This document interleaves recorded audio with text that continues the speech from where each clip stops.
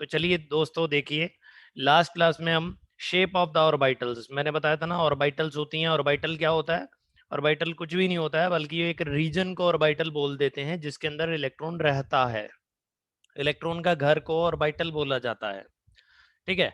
तो जो हमने मन गढ़ंत पहले बातें करी थी कि ऑर्बिटल शेल में रहता है या और सॉरी, इलेक्ट्रॉन जो है वो शेल में रहता है या इलेक्ट्रॉन सब शेल में रहता है, असल में वो गलत है। इलेक्ट्रॉन रहता है ऑर्बिटल्स में।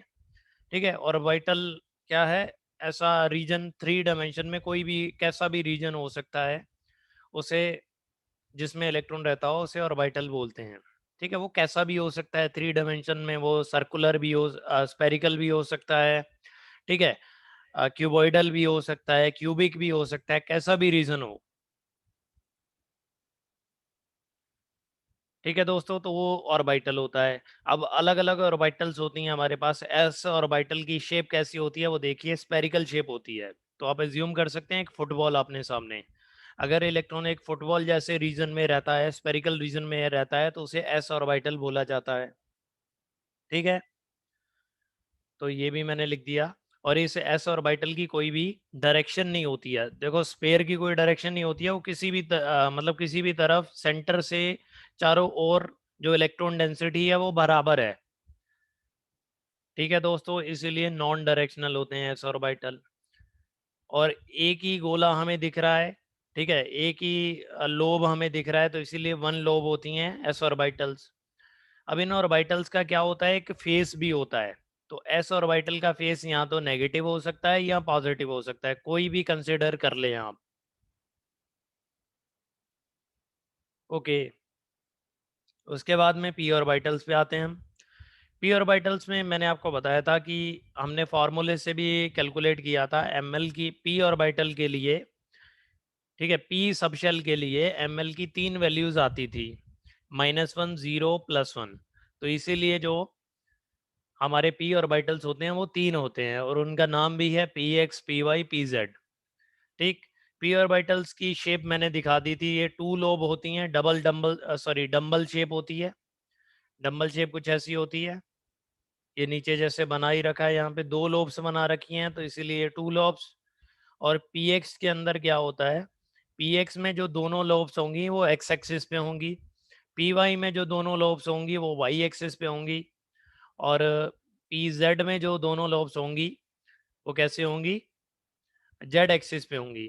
तो क्योंकि लोब्स जो हैं, लोब का मतलब क्या हुआ, इलेक्ट्रॉन डेंसिटी। इलेक्ट्रॉन डेंसिटी क्या होगी, एक मतलब इसमें इलेक्ट्रॉन डेंसिटी जो है वो एक्सिस के ऊपर है। चाहे वो एक्स पी एक्स की बात करें तो एक्स एक्सिस पे है, पी वाई की बात करें तो वाई एक्सिस पे है, पी जेड की बात करें तो वो जेड एक्सिस पे है। ऐसा नहीं है कि सभी डायरेक्शन में ही बराबर इलेक्ट्रॉन डेंसिटी है, नहीं, एक्सिस पे ज़्यादा है। तो इसी वजह से जो पी ऑर्बिटल हमारी होती हैं वो डायरेक्शनल नेचर की होती हैं। तो पी ऑर्बिटल का कैसा नेचर है भाई, डायरेक्शनल नेचर है।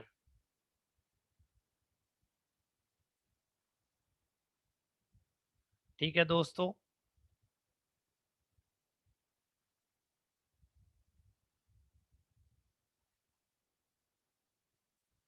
ओके। और ये पी ऑर्बिटल्स की शेप होगी, इसीलिए क्योंकि इनकी इलेक्ट्रॉन डेंसिटी एक एक्सिस पे होती है तो इन्हें एक्सियल ऑर्बिटल्स भी बोला जाता है। और पी ऑर्बिटल्स में भी फेस होते हैं, जैसा कि मैंने ऊपर एस में बताया था ना, हर एक ऑर्बिटल का फेस होता है। तो एस तो एक ही गोला होता है, यहाँ तो उस गोले पे पूरे पे पॉजिटिव फेस होगा, यहाँ पूरे गोले का नेगेटिव फेस होगा। और यहाँ पे पी ऑर्बिटल में क्या है, दो गोले हैं यानी कि दो लोब्स हैं। तो एक लोब, तो इनमें फेस कैसे होते हैं, एक लोब पॉजिटिव होती है और दूसरी लोब नेगेटिव होती है। तो अगर पी एक्स की बात करूं तो मान लीजिए एक को मैं पॉजिटिव लिख देता हूं और दूसरी को नेगेटिव। ऐसे ही पी वाई में एक को पॉजिटिव दूसरा नेगेटिव, पी जेड में एक पॉजिटिव दूसरा नेगेटिव। तो ये पी ऑर्बिटल्स की कहानी खत्म। अब डी ऑर्बिटल से हमें आज का लेक्चर शुरू करना है। डी ऑर्बिटल्स के लिए हमने पढ़ा था डी सबशेल में एम एल की तीन सॉरी 5 वैल्यूज आती थी। इसीलिए डी ऑर्बिटल जो होती हैं वो 5 होती हैं, और उनका नाम भी मैंने यहाँ पे लिख दिया है, D X Y, D Y Z, D Z X, D X square minus Y square और डी जेड स्क्वायर। ये पांच पांच होती हैं हमारी डी ऑर्बिटल्स। डी ऑर्बिटल्स के लिए खास बात क्या होती है कि डी ऑर्बिटल जो होती हैं उनकी 4 लोब्स होती हैं। ओके, जैसे पी ऑर्बिटल में एस में एक ही लोब थी, पी में 2 लोब्स थी और डी में 4 लोब्स होंगी। और क्या है, इनकी जो शेप होती है वो डबल डम्बल होती है। पी ऑर्बिटल डम्बल शेप होती थी और डी ऑर्बिटल्स की शेप जो होती है वो डबल डम्बल होती है। ओके, अब डी ऑर्बिटल्स की अब हम शेप बनाते हैं। असल में डी ऑर्बिटल्स जो होती हैं हम इन्हें 2 कैटेगरीज में डिवाइड करते हैं। एक होती हैं एक्सियल डी ऑर्बिटल्स, या पहले मैं नॉन एक्सियल बताता हूँ।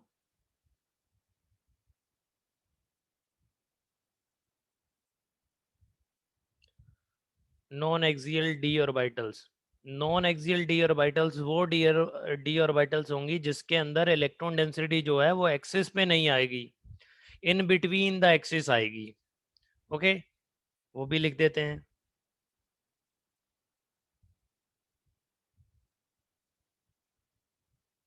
Is not present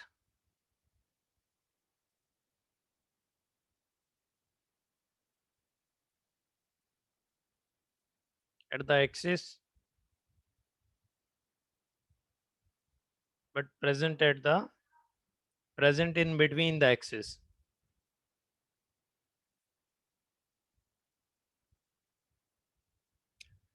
sorry, axes का यहाँ पे हम प्लूरल लिख लेते हैं। एक्सेस का प्लूरल होता है एक्सेस। ओके, और ये नॉन एक्सियल डी ऑर्बिटल कौन कौन सी होती हैं? इनका जो ऊपर 5 थी उनमें से 3 जो होती हैं वो नॉन एक्सियल होती हैं, D X Y, D Y Z और डी जेड एक्स। तो ये नॉन एक्सियल है, तो मैं आपको बना के भी दिखा देता हूँ। देखिए दोस्तों, अगर मैं यहाँ पे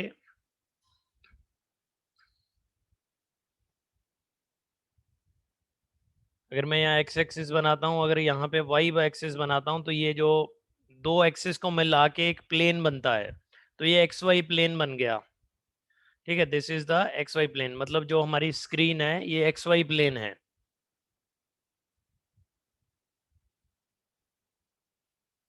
और इसी एक्स वाई प्लेन पे क्या होगा, हमारी डी ऑर्बिटल्स की 4 लो प्रेजेंट होगी, बट एक्सिस पे नहीं होंगी बिकॉज ये नॉन एक्सियल है, तो एक्सिस के बीच में होंगी। एक लोब इधर, एक लोब इधर, एक लोब इधर और एक लोब इधर। तो ये हमारी D X Y P sorry D orbital होगी, डी एक्स वाई। तो ये डी एक्स वाई की शेप कुछ ऐसी होती है। ये लोब जो मैं बना रहा हूँ ये 2D में नहीं है, लोब ये 3D में है, जैसे बैलून होता है, बैलून वैसे समझिए आप।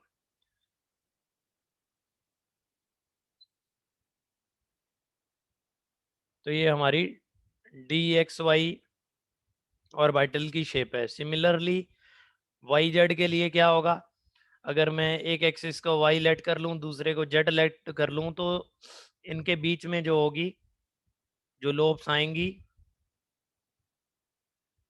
और इस ये जो कौन सी डी ऑर्बिटल की, ये कौन सी डी ऑर्बिटल की शेप हो जाएगी दोस्तों, आप मुझे चैट बॉक्स में लिख के बताइए। अगर जो लोब्स हैं वो वाई और जेड एक्सिस के बीच में है,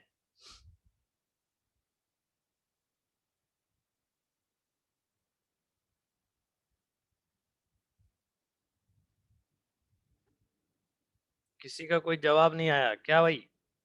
अच्छा, बात समझ में नहीं आया तुम्हें?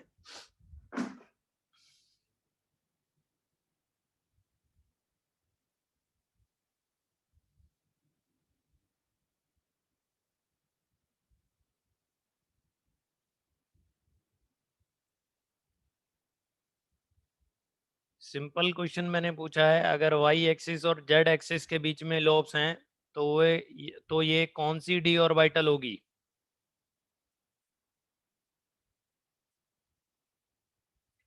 बताइए दोस्तों, अगर आपको नहीं समझ में आया तो वो भी मुझे बताइए, और अगर समझ में आया तो आंसर दीजिए।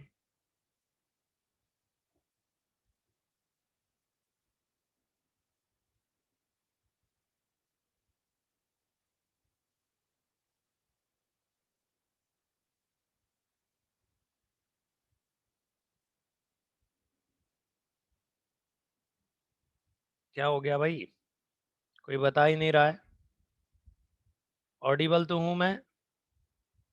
Is I am audible?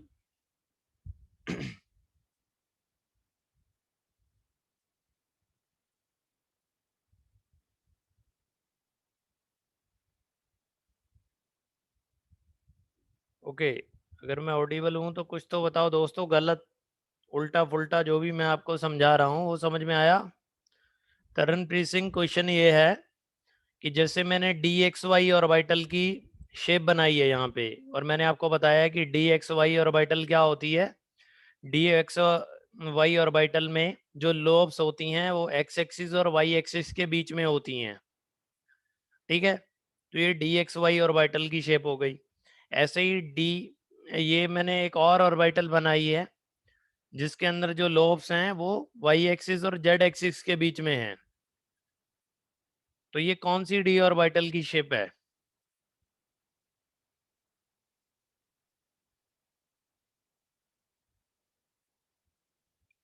अरे भाई, अगर आपको समझ में आया तो उल्टा सुल्टा कुछ भी गलत भी बता दें। हाँ जी, तरनप्रीत सिंह करेक्ट।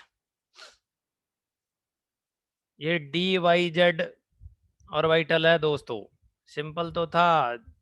जिन दो एक्सिस के बीच में लोब्स होंगी वही ऑर्बिटल होगा। ये डी वाई जेड है।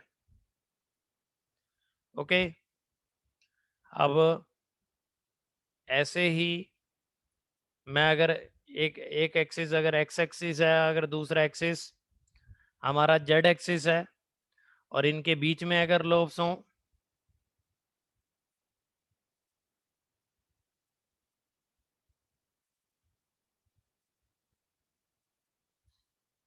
तो ये कौन सी ऑर्बिटल होगी दोस्तों, आप बताइए।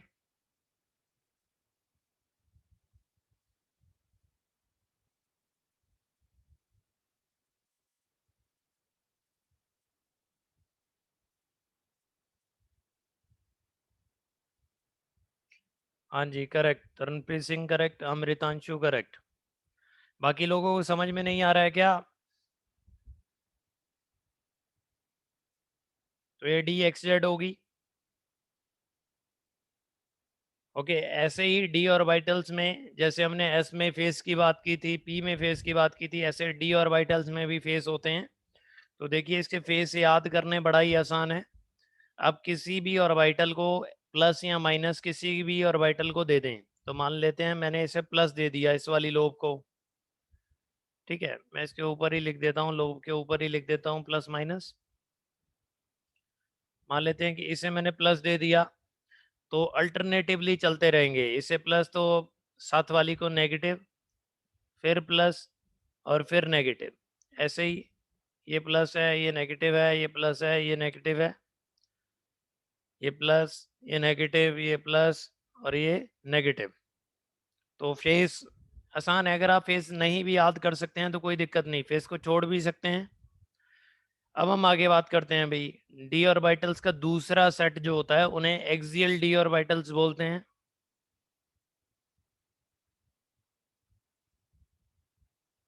एक्सियल डी ऑर्बिटल्स में क्या होता है, इलेक्ट्रॉन डेंसिटी क्या होती है, एक्सिस पे प्रेजेंट होती है।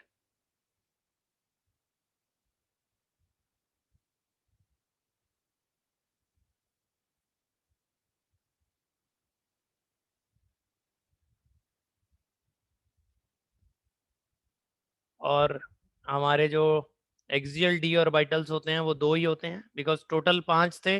5 में से 3 तो नॉन एक्सियल हो गए, और बचे हुए 2 क्या हो जाएंगे, एक्सियल हो जाएंगे दोस्तों।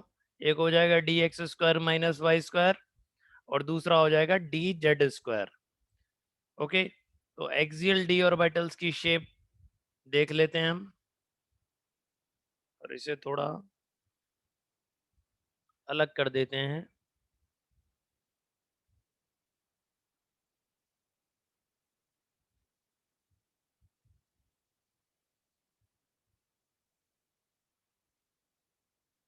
Shape of axial D orbitals.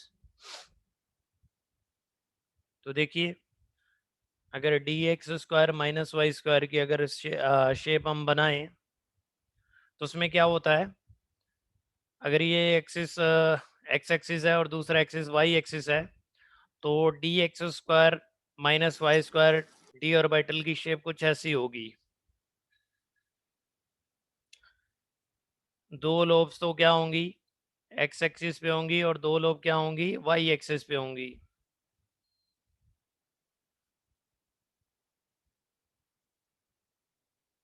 सो और ये आप देख भी पा रहे हैं, इसमें एक्सिस के ऊपर लोब्स हैं, यानी कि एक्सिस के ऊपर इलेक्ट्रॉन डेंसिटी है, इसीलिए एक्सियल डी ऑर्बिटल। ठीक है दोस्तों, तो ये D X square minus Y square की शेप हो गई। उसके बाद में यहाँ पे ध्यान से देखिए, अब अगर ये एक्सिस एक्स एक्सिस है, ये वाला एक्सिस वाई एक्सिस है, और ऊपर वाला एक्सिस जेड एक्सिस है, तो डी जेड स्क्वायर की शेप कुछ ऐसी होती है कि दो लोब्स तो क्या होती हैं, दो बड़ी बड़ी लोब्स होती हैं जेड एक्सिस पे। ओके, दो बड़ी बड़ी लोब्स कैसे होती हैं, जेड एक्सिस पे होती हैं, जैसे कि पी ऑर्बिटल में दो लोब्स होती थी, वैसे ही कुछ। और उसके बाद में एक्स वाई प्लेन में क्या होता है, एक सर्कुलर एक सर्कुलर रीजन होता है इलेक्ट्रॉन डेंसिटी का, सर्कुलर डिस्क टाइप या रिंग। ओके, और ये जो होती है हमारी जो रिंग होती है, ये एक्स वाई प्लेन में होती है, ये डी जेड स्क्वायर की शेप है, थोड़ी सी टिपिकल है, बाकी से अलग है, तो इम्पोर्टेंट भी है, इसे ध्यान रखें। डी जेड स्क्वायर में क्या होता है, दो बड़ी बड़ी लोब्स तो जेड एक्सिस पे होती हैं, और एक रिंग होती है एक्स वाई प्लेन में।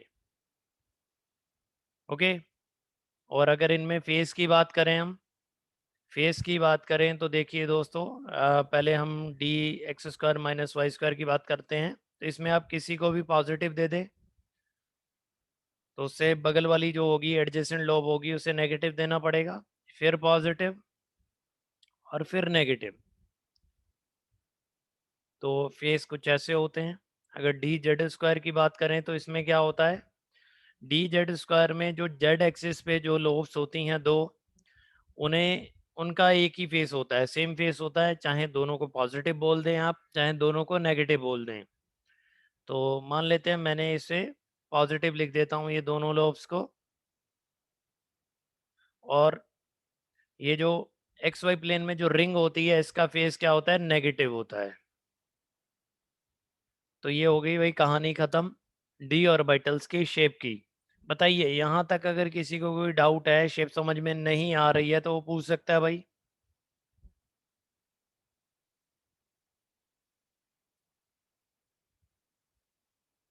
बताइए, सबको क्लियर है क्या?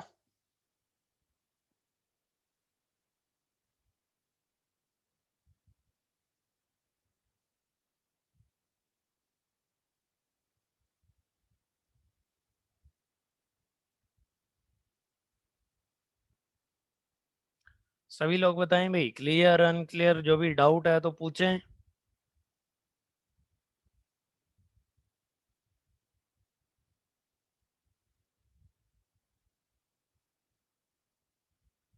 ओके, तो चलिए दोस्तों, हम आगे चलते हैं, फिर देखिए। अब ये शेप्स भी हमने पढ़ ली ऑर्बिटल्स की। अब उसके बाद में हम क्वांटम नंबर पढ़ रहे थे, जो हमारा लास्ट क्वांटम नंबर रह गया है वो है फोर्थ, जिसे हम बोलते हैं spin quantum number.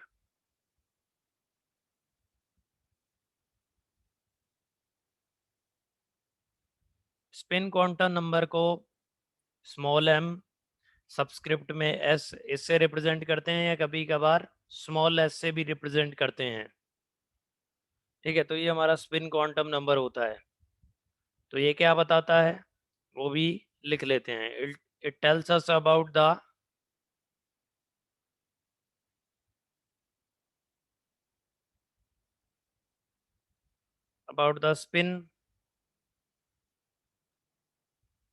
Spin off an electron, तो किसी एक इलेक्ट्रॉन की स्पिन बताता है। ठीक है, इलेक्ट्रॉन की भी एक स्पिन होती है। Okay, spin is related to direction.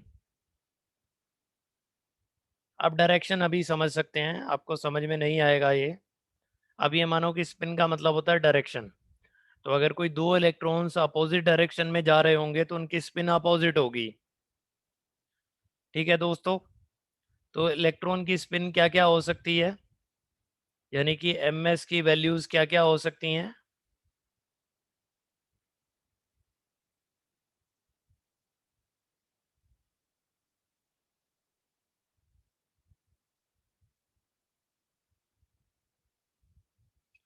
वो यहाँ तो प्लस हाफ हो सकती है या माइनस हाफ हो सकती है। ठीक है, अब प्लस हाफ मान लेते हैं कि अगर कोई इलेक्ट्रॉन अपवर्ड डायरेक्शन में जा रहा है। ठीक है, वैसे डायरेक्शन से डायरेक्ट मतलब नहीं होता है, बट डायरेक्शन से हम स्पिन को समझ सकते हैं। अगर कोई अपवर्ड डायरेक्शन में इलेक्ट्रॉन जा रहा है तो उसकी स्पिन हम बोल सकते हैं पॉजिटिव, प्लस हाफ या माइनस हाफ, कुछ भी बोल सकते थे। बट अगर अगर अपवर्ड को हमने प्लस बोल दिया है तो then it is very sure that कि जो नीचे को इलेक्ट्रॉन आ रहा होगा उसकी स्पिन उससे अपोजिट होगी, यानी वो माइनस हाफ होगी। ठीक है, अब अपवर्ड जाने वाले इलेक्ट्रॉन को पॉजिटिव प्लस हाफ भी बोल सकते हैं या माइनस हाफ भी बोल सकते हैं। बट अगर आपने अपवर्ड जाने वाले इलेक्ट्रॉन को प्लस हाफ बोल दिया तो ये डेफिनेट है कि नीचे जाने वाले इलेक्ट्रॉन की स्पिन उससे उल्टी होगी, यानी कि माइनस हाफ होगी।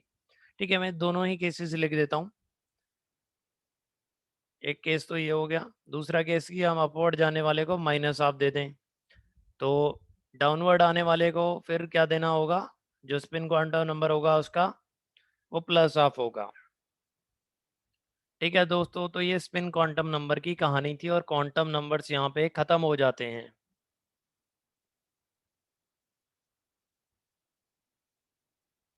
चलिए दोस्तों, अब हम बात करते हैं, नेक्स्ट हमारा टॉपिक है रिप्रेजेंटेशन ऑफ द ऑर्बिटल्स।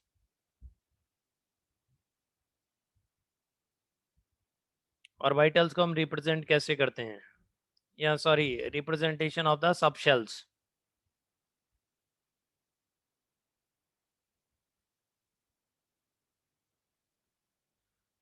सब शेल को हम कैसे रिप्रेजेंट कर सकते हैं करते हैं वो आप देखिए। सब शेल का रिप्रेजेंटेशन कुछ ऐसा होता है, जैसे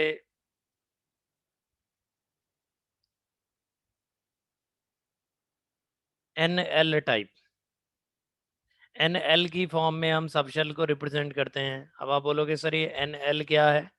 यहाँ पे एन प्रिंसिपल क्वांटम नंबर होता है, मतलब जब भी किसी सब शेल को रिप्रेजेंट किया जाता है तो उसमें यहाँ एन की जगह जो भी चीज़ लिखी होगी वो प्रिंसिपल क्वांटम नंबर को बता रही होगी।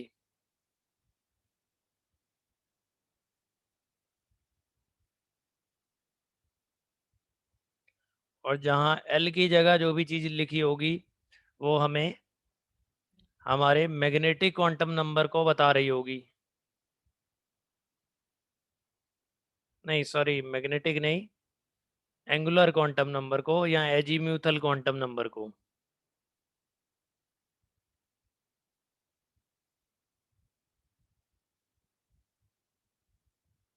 तो फॉर एग्जांपल मैं आपको लिख के भी दिखा देता हूँ। जैसे फॉर एग्जांपल अगर लिखा हुआ है 1s, 1s का मतलब क्या हुआ कि इसके अंदर n की वैल्यू कितनी है, प्रिंसिपल क्वांटम नंबर की वैल्यू 1 है, और l की वैल्यू कितनी है, s के लिए l की वैल्यू कितनी होती थी, अगर किसी को याद है तो वो चैट बॉक्स में लिखे भाई।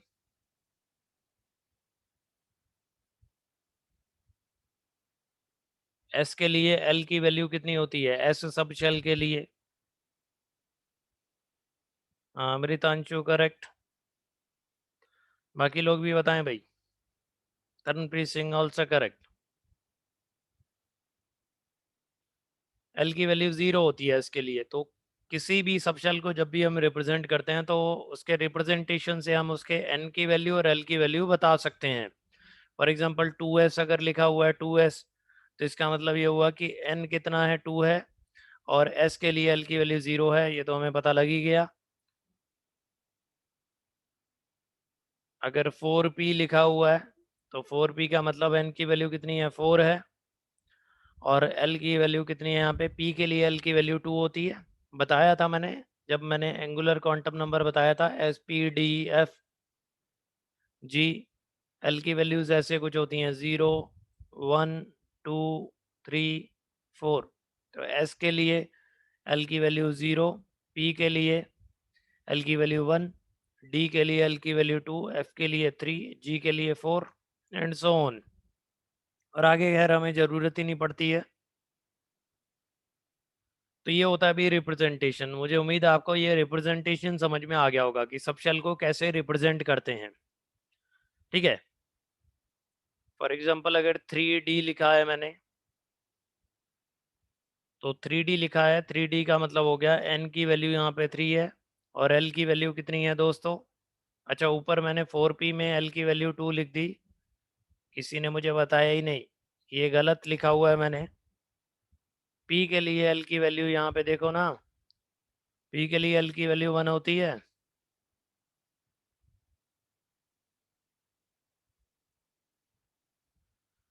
तो यहाँ 1 था और 3D में l की वैल्यू 2 होगी। तो रिप्रेजेंटेशन की कहानी हो गई ख़त्म। अब आगे बात करते हैं। नेक्स्ट है, नेक्स्ट हमारा टॉपिक है एग्जिस्टेंस ऑफ द सब shell.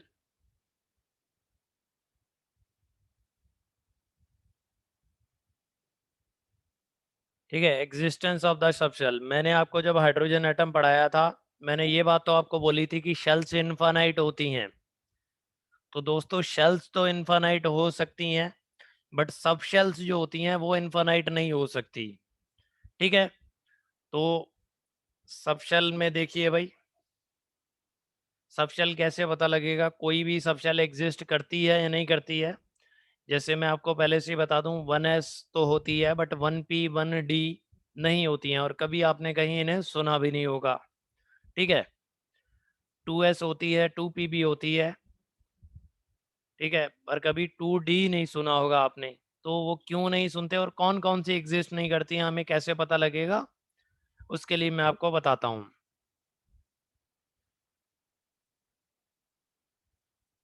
Existence of the subshell में क्या होना चाहिए? अगर n की वैल्यू, अगर n की वैल्यू, अभी मैंने बताया ना आपको, सब शेल को जिसको भी लिखते हैं हम, उससे हमें दो वैल्यूज पता लगती हैं, n की वैल्यू और l की वैल्यू। अगर n की वैल्यू l से छोटी है तो उस केस में क्या होगा? सब शेल एग्जिस्ट करेगी। ठीक है, और अगर n की वैल्यू, सॉरी मैंने कुछ गलत लिख दिया।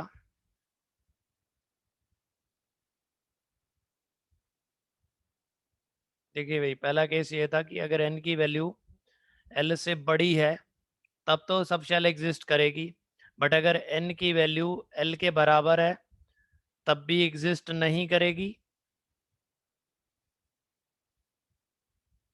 या n की वैल्यू अगर l से छोटी है तो तब भी एग्जिस्ट नहीं करेगी।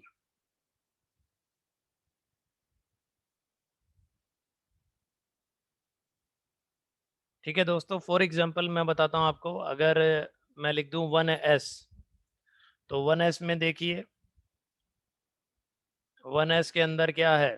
1s के अंदर n की वैल्यू 1 है और l की वैल्यू 0 है। s के लिए l की वैल्यू 0 होती है, तो here n is greater than l, तो इस केस में ये क्या करेगी? एग्जिस्ट करेगी, बिल्कुल एग्जिस्ट करेगी। बट अगर आगे हम किसकी बात करें, अगर 1p की बात करें, तो 1p में देखिए, 1p के अंदर n की वैल्यू 1 होगी, l की वैल्यू भी 1 होगी, तो यहाँ पे क्या हो गया? n और l बराबर हो गए। तो जब भी n और l बराबर होते थे तो इस केस में भी आप ऊपर देख सकते हैं, इस केस में भी क्या होता था? सब शेल एग्जिस्ट नहीं करती थी, तो ये भी एग्जिस्ट नहीं करेगी, तो 1p कभी भी देखने को नहीं मिलती हमें। तो 1p नहीं करती है तो 1d तो हो ही नहीं सकता। ठीक है,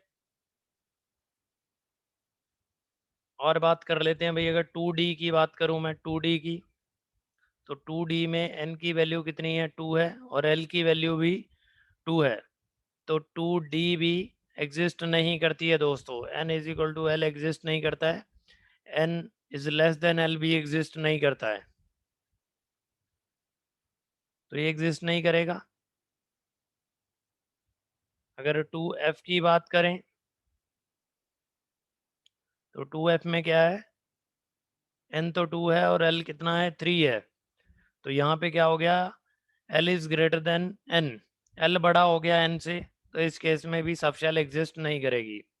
तो बताइए दोस्तों, आप बता सकते हैं आसानी से कौन सी सब शेल एग्जिस्ट करेगी और कौन सी नहीं करेगी? ये क्लियर हो गया आपको?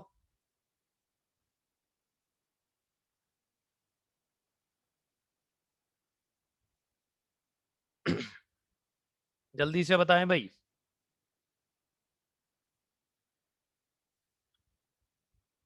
चलिए, अगर आपको क्लियर हो गया तो सही है, अगर किसी को नहीं हुआ है तो वो चैट बॉक्स में डाउट लिखे। और ये क्लास हमारी एंड होने के बाद में आपको रिकनेक्ट करना है, पूरे 1 आवर की क्लास है ये। नेक्स्ट हम पढ़ने जा रहे हैं filling of electrons in the orbitals.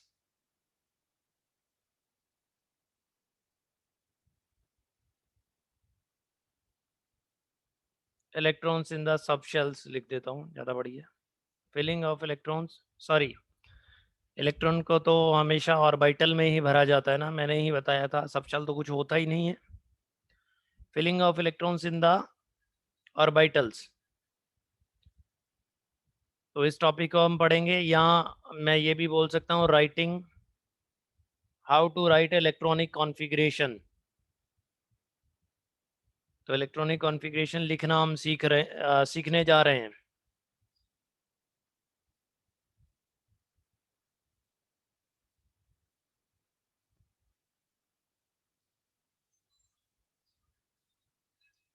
देखिए भाई, इलेक्ट्रॉनिक कॉन्फ़िगरेशन, यहाँ इलेक्ट्रॉन्स की फिलिंग जो होती है ऑर्बिटल्स में, वो तीन थ्री रूल्स होते हैं हमारे पास, तीन रूल्स के अकॉर्डिंग की जाती है।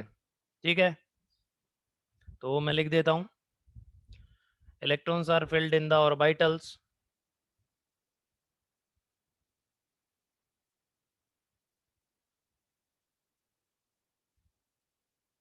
in accordance to the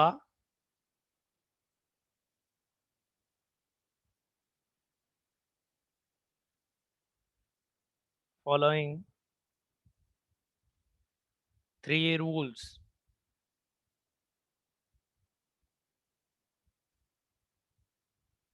तो देखिए, तो उन रूल्स में से जो पहला रूल होता है वो होता है Aufbau principle.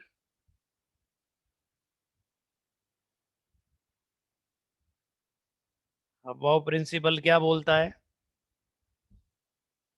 Aufbau principal ये बोलता है कि इलेक्ट्रॉन्स को हम हमेशा पहले लोअर एनर्जी ऑर्बिटल्स में भरते हैं और फिर लोअर से हायर में भरते हैं। ठीक है, तो वो देखिए, लिख ही देता हूँ मैं। Electrons are field,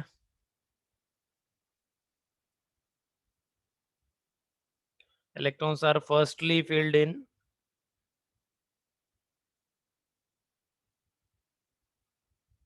filled in low energy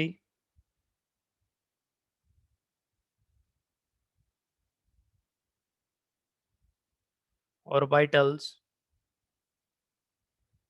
followed by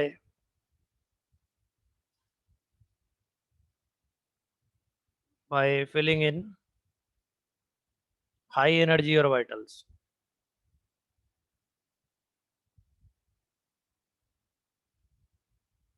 तो पहले लो एनर्जी में भरते हैं और फिर हाई एनर्जी में भरते हैं। ठीक है, अब आप लोग बोलोगे सर वो तो सही है, लो एनर्जी में भरते हैं फिर हाई एनर्जी में भरते हैं, बट हम एनर्जी कैसे निकालेंगे ऑर्बिटल की? ठीक है, तो पहले हमें ये ही सीखना पड़ेगा कि ऑर्बिटल्स की एनर्जी कैसे निकालते हैं या कंपेयर कैसे करते हैं, किसकी एनर्जी ज़्यादा है और किसकी कम है। तो उसके लिए देखिए, energy of orbitals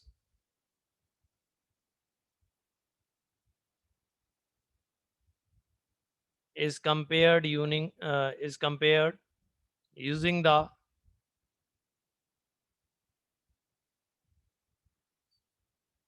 n plus L rule. तो एक n प्लस एल रूल होता है जिससे हम ऑर्बिटल्स की एनर्जी निकालते हैं दोस्तों।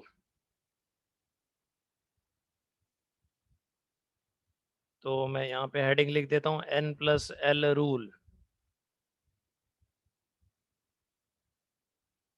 तो क्या होता है n प्लस एल रूल में, वो लिख लेते हैं। The orbital having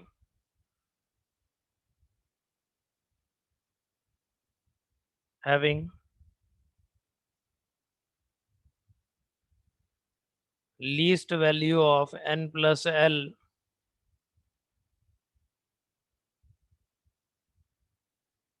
has lower energy।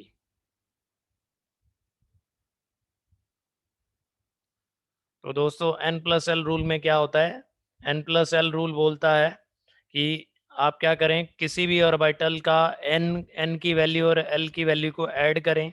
अगर जिनकी भी कोई भी दो ऑर्बिटल्स की जिनकी एनर्जी हमें कंपेयर करनी है, उनके n प्लस एल वैल्यू को ऐड करें, और जिसके लिए n प्लस एल वैल्यू कम आएगी उसकी एनर्जी कम होगी, जिसके लिए ज़्यादा आएगी उसकी एनर्जी ज़्यादा होगी। तो मैं ये बोल सकता हूँ कि n प्लस एल वैल्यू अगर ज़्यादा आ रही है तो एनर्जी ऑफ द ऑर्बिटल भी ज़्यादा होगी।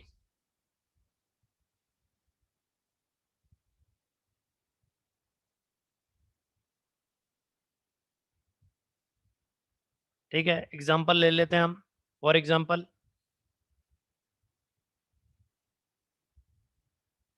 2s and 2p। तो देखिए भाई 2s एंड 2p में हमें कंपेयर करनी है एनर्जी।